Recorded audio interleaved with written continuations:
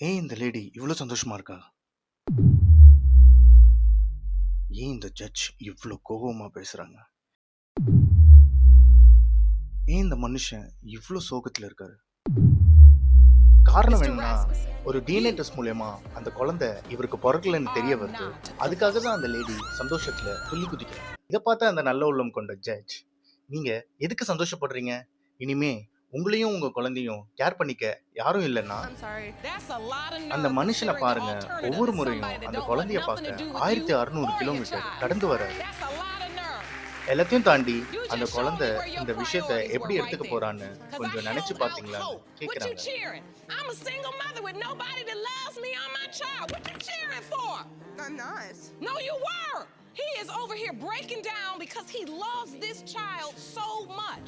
I sit here day after day after day with women hoping a man would drive 16 miles to see their baby, much less 160 miles each way. Now, he's not just going to be heartbroken.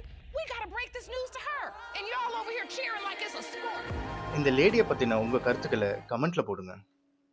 இவ்வளவு மனிதநேயம் கொண்ட அந்த ஜட்ஜ்க்கு ஒரு like போடுங்க. Bye till next video.